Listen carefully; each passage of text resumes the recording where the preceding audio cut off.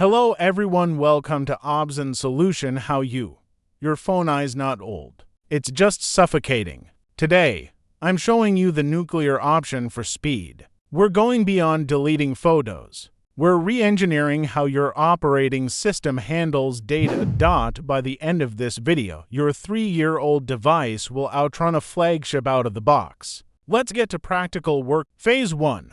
The Ghost Processes. Phase 1. The Ghost Processes. First, we unlock the hidden engine room. On Android, tap your build number 7 times. On iPhone, we're looking at background app refresh. To do this, go to settings greater than. Developer options. The action. Android, set window animation. Scale to 0.5x. iPhone, turn off background app. Refresh for everything except messaging apps, therefore text. Instant speed. This doesn't just make it feel faster. It reduces the CPU cycles required to render transitions. That's battery life saved and heat reduced. Phase 2.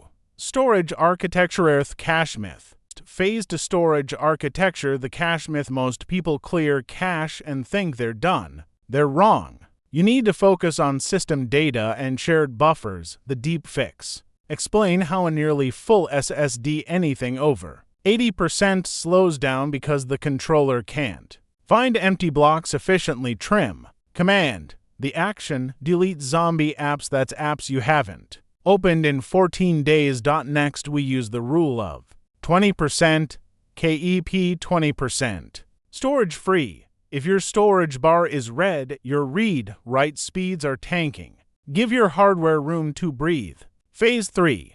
Network and DNS Optimization. Phase 3. Network and DNS optimization. Have seen comparison chart of ping speeds. Speed isn't just about the processor. It's about how fast your phone talks to the internet. Default DNS servers from your ISP are usually slow and bloated. Switch to Cloudflare opening parenthesis 1.1.1.1 or Google opening parenthesis 8.8.8.8 closing parenthesis. Reset network settings to clear corrupted handoff data. DNS equals internet latency. This reduces time to first byte. Your apps will pull data noticeably fast. Phase 4. Thermal throttling and battery health. Phase for thermal throttling and battery health. It is the silent performance killer. When your phone gets hot, the OS throttles the CPU to save it from melting. The secret: check your battery health. If it's under 80%, the OS might be intentionally slowing you down to prevent shutdowns. Action. Turn off low power mode if you want max performance. It caps the CPU at 50 to 70%. Heat equals slowdown. Golden rule. See this images would back on camera. Looking directly at the lens. The final tip: the weekly restart. It flushes the RAM and clears temporary kernel panics that a clear all button can't touch. You don't need a new phone. You just needed this guide. If your phone feels faster already. I'll see you in the next one. Goodbye. Nagaa irra jirtu obboloowwatanii har'a viidiyoo kana keessatti akkaataa baatirii Android keetii yeroo dheeraa akka turu siif ibsina. Yeroo gabaabduu keessatti baatiriin si jalaa fixaa? Moobaayila kee yeroo dheeraa itti fayyadamuu ni danda'ama. Akkamitti? Tooftaalee adda addaa asirraa gabaabinaan walii ibsina. Na bira jiraadhaa. Mala tokkoffaa irratti ibsaa yookaan screen brightness keessan xiqqeessi. Baatirii moobaayilaa keessatti wanti baatirii baay'ee fixu screen brightness. Kanaaf ibsaa kee gadi qabi yookiin ammoo auto brightness on gochuun qabda. Screenii irraa ifa guddaan baatirii hedduu nyaata. Mala lammaffaa irratti power saver mode on gochuu. Power saver mode yookaan battery saver on gochuun baatirii hedduu eeggatta. Moobaayilota tokko tokko keessatti ultra power saving mode illee kan jedhu jira. Kana banuun yeroo dheeraaf battalumatti baatiriin kee akka hin fixne baay'ee si gargaara.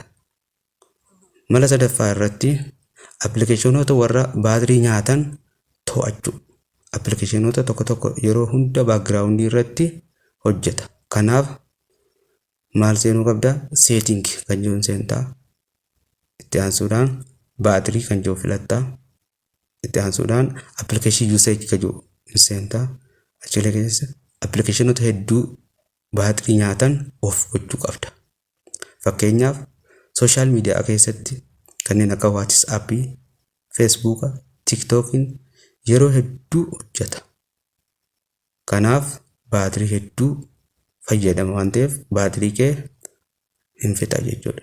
Bluetooth, NFC fi hotspot yeroo itti fayyadamtu malee cufuu qabda.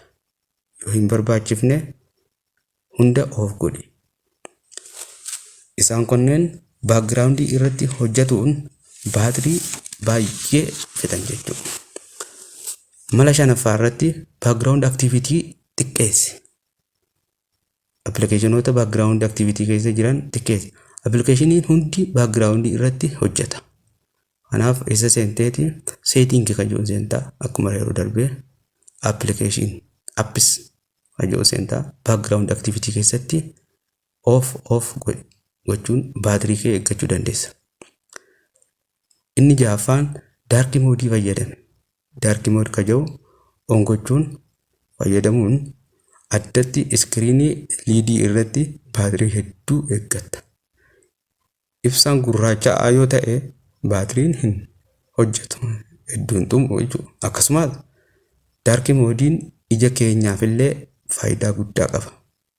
Tartiiba torbaffaa irratti Wi-Fi fi daataa yeroo hin barbaachifne cufi.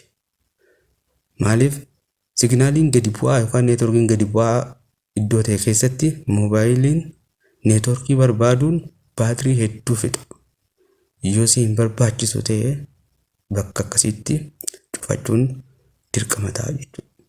Mala 8ffaa irratti auto synchronize of gochuu qabda jechuudha.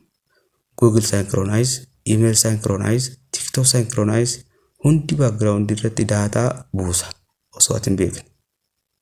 Baatiriin hedduu fixa jechuudha. Kanaaf setting kan jiru keessa seentaa, account kan jiru seentaa, achi booda auto synchronization kan jiru off keessaa gochuu qabda jechuudha. Mala 9ffaa irratti update yeroo sirrii irratti gochuu qabda. Applicationota kee update versionii garaagaraa ammatti update godhu waan barbaaduuf update gisee gootu yeroo sirrii irratti update gochuun dirqama ta'a. Update gochuun waan garaagaraaf fayyada. Applicationin tokko versionii gisee fixee versionii ta'an fudhatuudhaaf update godhamuun dirqama ta'a. Akkasuma baatirii optimizationii kennuu qaba. Garuu Wi-Fi irratti gochuun baatiriif hedduu gaariidha. Mobile data irra iddoo Wi-Fi irratti yoo godhatte hedduu si gargaara jechuudha. Malli 9ffaan chaarjara qulqulluu fayyadamuun murteessaadha. Chaarjara biraandii isaa mobile keetii wajjin sirrii ta'e oriijinaala isaa fayyadamuun baay'ee murteessaadha. Chaarjara knock off argamu yoo fayyadamte baatirii keetiif miidhaa qaba. Kanaaf certified charger fayyadamuun qabdaa jechuudha. Egaa xumura irratti ibsaa xiqqeessi, power saving banuu qabda.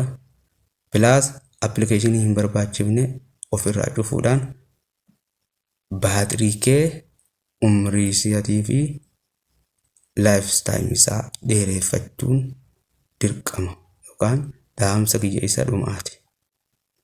Egaa kabajamtoota fi jaalatamtoota keenya yoo viidiyoo kana jaallattan ta'e like, subscribe gochuun share godhaa namoota hin dhaqqabin bira akka dhaqqabuuf.